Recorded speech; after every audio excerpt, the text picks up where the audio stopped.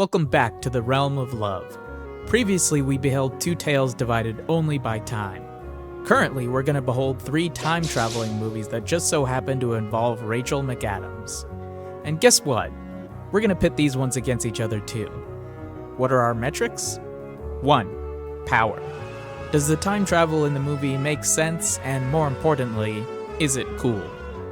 Number 2. Romance.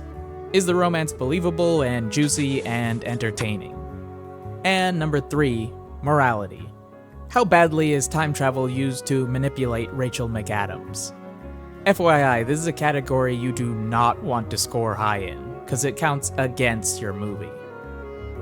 Anyway, we've got our rules, we've got our movies. Quick note, I've seen Doctor Strange and About Time once, years ago, so I vaguely remember, like, the broad strokes of them, I think. I have not seen The Time Traveler's Wife. Well, I guess I'm about to. Or have when you're hearing this. Who cares? Time is meaningless and so is life. Realm Spinner, roll that intro. What do you want? It's not that simple. What do you want? Oh!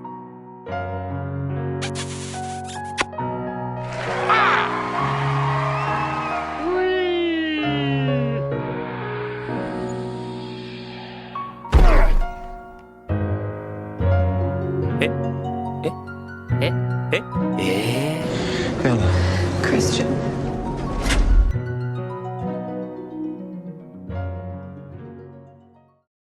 From the jump, I enjoy the emphasis on Strange's hands. It's clear that they're not just important to the movie, but to his job. Anyway, Strange is pulled from doing his job to help Rachel with hers. He succeeds with her difficult surgery because he's cool, but he's also completely detached from his patients, and more interested in glory than actually making a difference. Actually, quick props to the movie here. Madam Web had a similar scene to portray their character as detached, but it came across as awkward and stiff. Doctor Strange makes that exact same maneuver, but executes it without words in a fraction of the time. Time! Strange and Rachel used to be a couple, but they're not anymore, presumably due to Strange's ego. So he goes alone to some doctor conference. No biggie, I'm sure things will work out.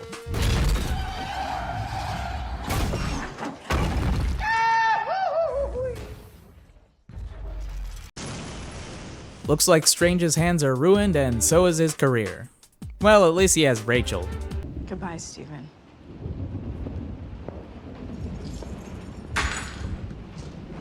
In desperation, our boy travels across the world to Nepal in a last-ditch attempt at fixing his fingies. He meets the Ancient One, plus Mordo, a man who has not mattered, does not matter, and will not matter. Then he starts magic school and meets Wong, a man who has not mattered, does not matter, and will not matter. After studying for 5 seconds, our plucky hero gets his grabbers on the Time Stone, which is completely unguarded. But he's interrupted by those two guys from Doctor Strange, then Grindelwald from Fantastic Beasts with a metal chair! Now wounded and dripped out, Stephen portals back to Rachel. Delicious, finally, some good romance. Yummy! While Rachel operates on him, Stephen has an astral duel with nameless goon number 6. Then...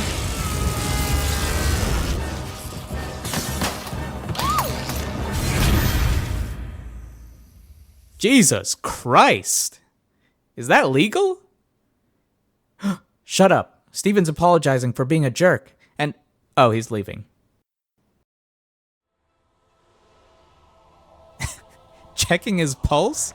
Big Dog, his soul disintegrated. He is not seeing heaven or hell. He's G-O-N gone. Strange and an extra run through the movie Inception for a little while before the Ancient One shows up and... oh no! She's been using dank magic, which is bad because... I mean, I'm sure you know, so I won't insult you by explaining it. Hey guys, could you help? Guys, I'm just one lady. There are like 5 of them. I'm getting jumped. Help! Help!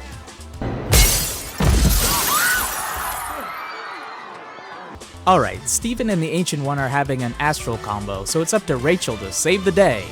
Here we go!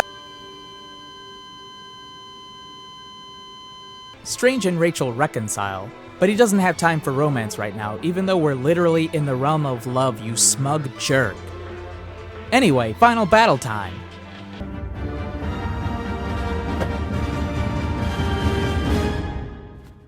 Oh, Marvel. You always gotta ruin it, don't you? Stop. Alright, Wong. Prove me wrong. Show me you're worth my time. Wong! Wait, he was in the same stance we left him in. Are you telling me he didn't even budge? They just insta-killed him? Are you not ashamed of yourself? Are you not embarrassed? This is really embarrassing. Strange flies into the Dank Dimension. For the unaware, the Dank Dimension is a realm filled and powered by our Twisted Society's most powerful means.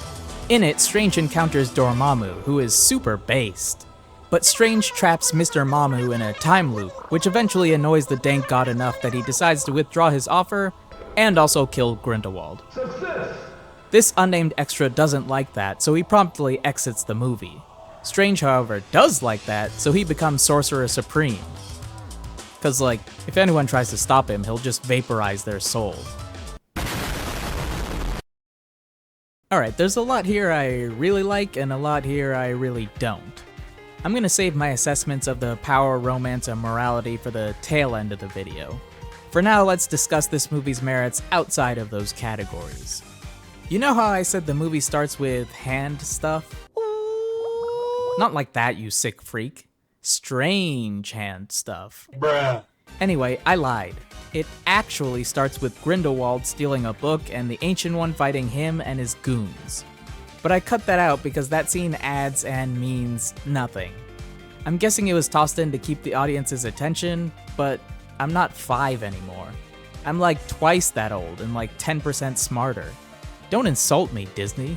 Stupid! One thing I will say that I dislike about this movie is, strangely, it's magic. There aren't really spells in this movie, people just make glowing weapons and kinda fight regularly, unless they're bending the environment. That's boring. And weird considering the magic Strange uses in later installments. You could argue that he's a novice in this movie and thus cannot access his full repertoire, and I agree, that's fine. But even the Ancient One and Grindelwald are just using Green Lantern weapons. Boring. Outside of the bland action though, I enjoy some of the visuals here, for obvious reasons. The wacky and weird magical side of the MCU lived up to expectations, at least in terms of scenery. Although I will say that I don't think anything lived up to Strange's initial acid trip, at least in this movie. Strange himself goes through a pretty standard arrogant jerk to mature hero arc, but I think it's done fairly well. We're not reinventing the wheel here, but we're not butchering it either. If I had to stick this thing somewhere, I'd say Doctor Strange is an upper mid-tier Marvel movie. Thoughts? No, actually, don't talk to your device. Leave a comment instead. And while you do, prepare yourself for our next installment, which just so happens to also be...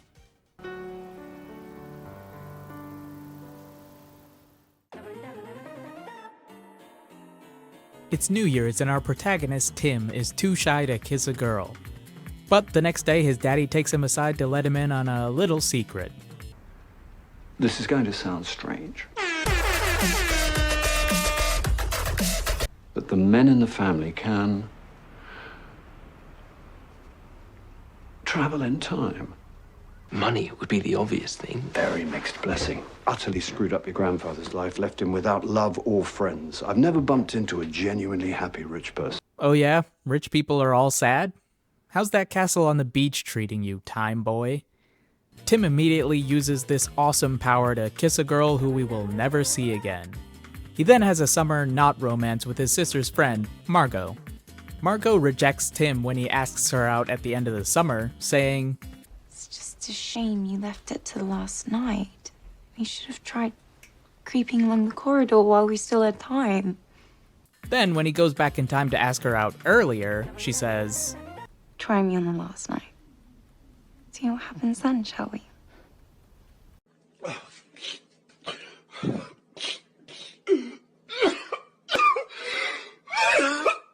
Heartbroken, our boy moves out of his McMansion to become Babe, Pig in the City. He shacks up with a playwright, spending days as a lawyer and nights as a loser. Until he goes to one of those dine-in-the-dark restaurants. There, Tim hits it off with a girl, Rachel, who gives him her number. But oh no, the playwright's play bombed because an actor forgore his words. So Tim travels back in time to remind the actor about his lines. But oh no, another actor forgore. Luckily, Tim is there with cue cards to save the day. Well, Tim saved his playwright buddy, but accidentally erased his date with Rachel. So instead of time traveling, he pulls a Ted Mosby and lurks at a spot he thinks Rachel will visit until she does. Only to find out, oh no, she has a boyfriend. No, God, please, no. Tim uses time travel to snipe Rachel before the other guy can. The two start a relationship that goes pretty well until Tim runs back into Margot. But when she invites him into her place, presumably to reject him in another creative way, he turns her down and runs home to propose to Rachel. Our heroes get married and Rachel poops out a baby. But uh-oh, Tim's sister was playing real-life bumper cars and paid the price. So Tim reveals his power to her, then takes her back in time to fix her life.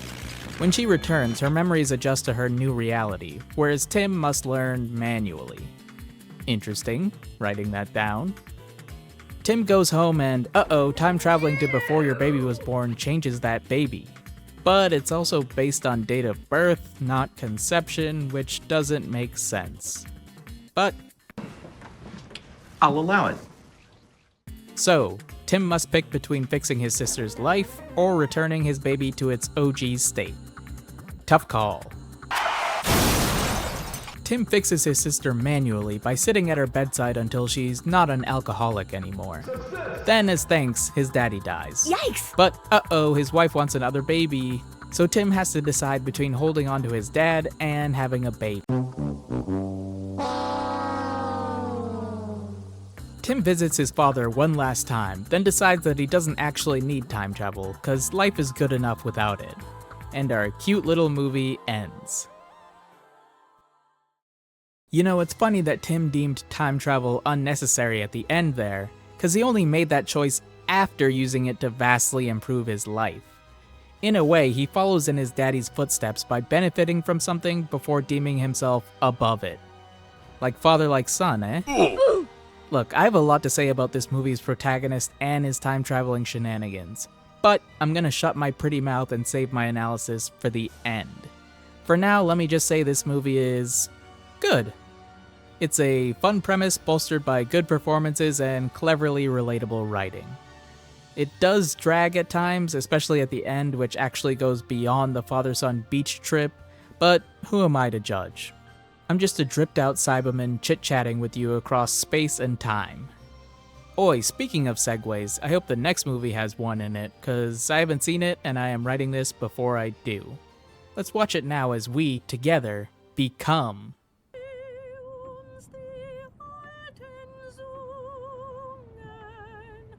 I've never seen a movie start in a car that also didn't start with a car crash.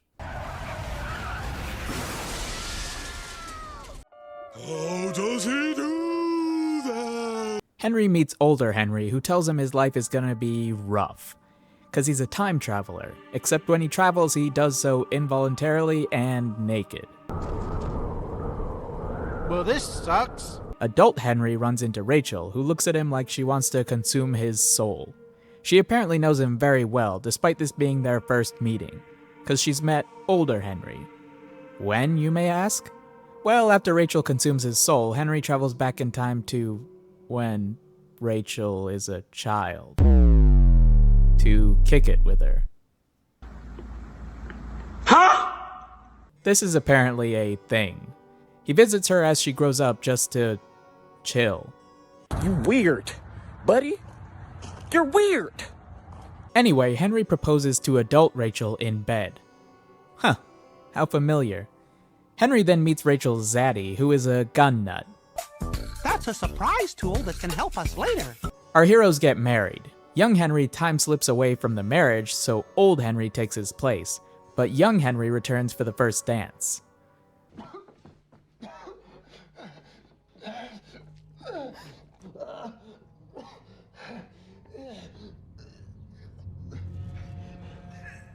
Wow, what a horrifying thing to experience. Rachel gets preggers, but the baby zip-zoops away to presumably die somewhere alone and afraid. After a few of their babies die, Henry independently gets a vasectomy to stop the slaughter. Then he goes back in time to when Rachel is 18 and...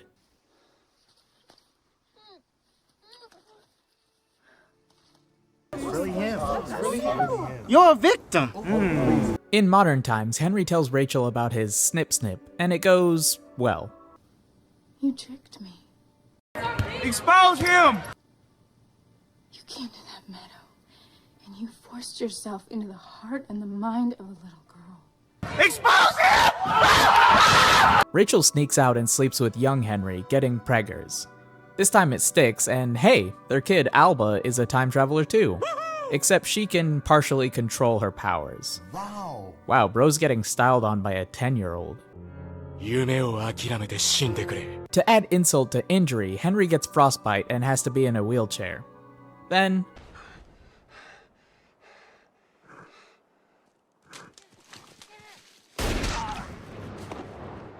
later, old but not yet dead Henry visits Rachel and Alba one last time.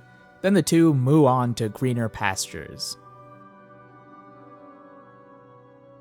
So this movie is probably the least impure romance in that, unlike the others, it doesn't mix genres. I find it to be the least entertaining, but that doesn't automatically make it the worst. Since it is so pure though, I'm gonna skip a review other than to say it's pretty good, and nest my analysis in the upcoming competition. For said competition, let's return to our 3 criteria, starting with power. So, nobody would want the power from Time Traveler's Wife. It's doo-doo. You can swing past points in your life, but only to people close to you. You're naked, you can't control it, and you can't change anything. It's a closed loop where everything that will happen already has, which is why Henry sees himself dying and can't stop it. Oh, why doesn't he just warn himself? That don't work. There's no way out of this one. You're done.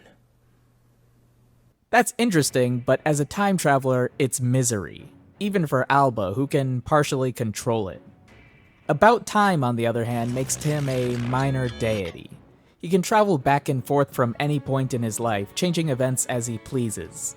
Although he does have to learn in real time instead of auto-absorbing his changes' effects. Also, if I'm understanding correctly, he could effectively live infinite lives, since at the end, Tim is able to travel back into his kid body. So this power seems nice, right? Well, other than not being able to travel before your kid's birth. Finally, Doc Strange. This is very straightforward. The Time Stone reverses everything except its user.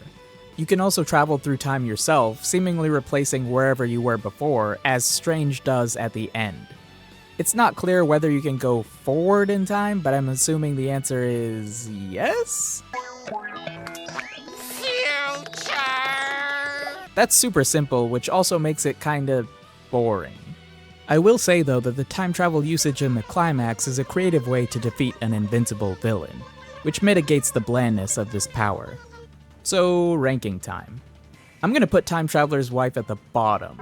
The negatives are just so strong that they outweigh how interesting it is to watch. Doc Strange takes slot number 2 despite its blandness because the one below it is just so life-destroying. And About Time takes the gold here, obvi.